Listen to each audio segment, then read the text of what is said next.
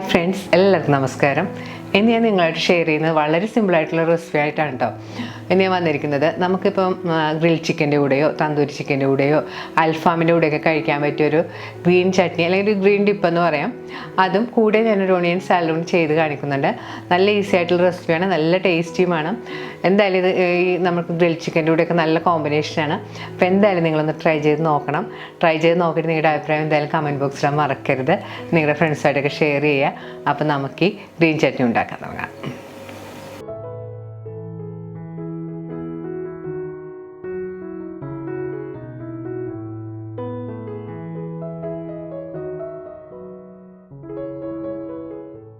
Green chutney ഉണ്ടാക്കാൻ ആവശ്യമുള്ള ingredients നമ്മളിവിടെ എടുത്തിരിക്കുന്നത് 1/2 കപ്പ് മല്ലിയില, 1/2 കപ്പ് പുതിനയില, 2 പച്ചമുളക്. നിങ്ങൾക്ക് എരിവധികം വേണമെങ്കിൽ 1 പച്ചമുളക് ഉപയോഗിച്ചാലും മതി. ഇനി വേണ്ടത് വെളുത്തുള്ളിയാണ്. ചെറിയ അല്ലി വെളുത്തുള്ളി, അതുകൊണ്ട് ഞാനൊരു 5 വെളുത്തുള്ളി അല്ലി എടുത്തിട്ടുണ്ട്.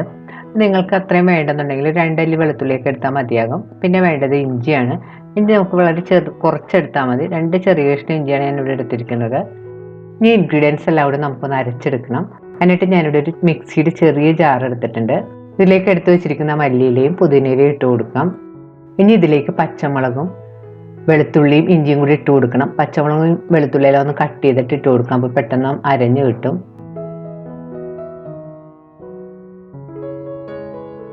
ഇതിലേക്ക് ഞാൻ 1/2 ടീസ്പൂൺ ചെറിയ ജീരകവും കൂടി ചേർത്ത് കൊടുത്തിട്ടുണ്ട്.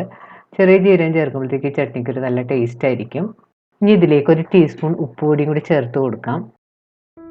ഇതിലേക്ക് 1 ടീസ്പൂൺ നാരങ്ങ നീരും കൂടി ചേർത്ത് കൊടുക്കണം. ഇതിലേക്ക് ഞാൻ 1/2 ടീസ്പൂൺ പഞ്ചസാരയും കൂടി ചേർത്ത് കൊടുത്തിട്ടുണ്ട്.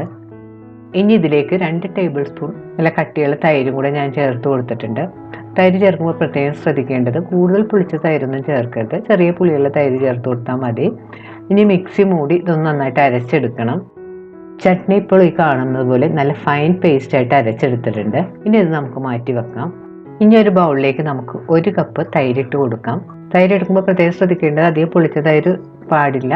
പുളി കുറഞ്ഞ തൈര് എടുത്താൽ മതി. തൈരെല്ലാം നിങ്ങളുടെ പാകത്തിനനുസരിച്ച് എടുക്കാം കേട്ടോ.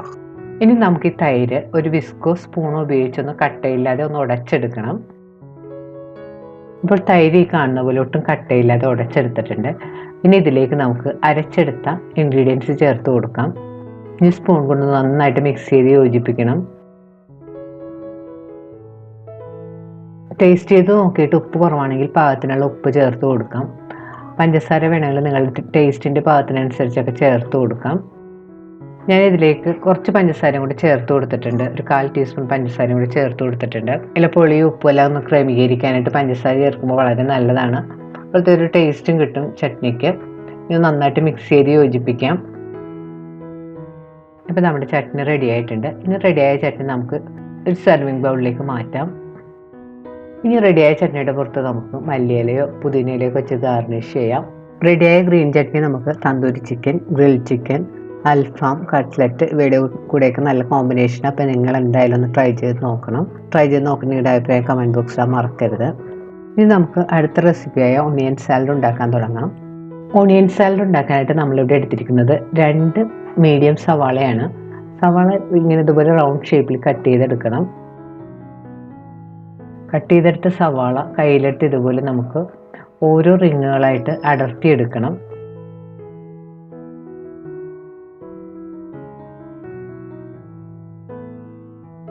കട്ട് ചെയ്തെടുത്ത സവാള നമുക്കൊരു പ്ലേറ്റിലേക്ക് ഇട്ട് കൊടുക്കാം. ഇനി ഇതിലേക്ക് നമുക്ക് 2 ടീസ്പൂൺ കാശ്മീരി ചില്ലിപ്പൊടി ഇട്ട് കൊടുക്കാം. സാധാരണ എരിവെള്ള മുളക് പൊടിയാണെങ്കിൽ 1 ടീസ്പൂണൊക്കെ ചേർത്താൽ മതി കേട്ടോ. കാശ്മീരി ചില്ലിപ്പൊടി ചേർക്കുമ്പോഴത്തേക്കും സാലഡിന് അധികം എരിവും തോന്നില്ല, കാണാൻ നല്ലൊരു കളറും ഉണ്ടാവും.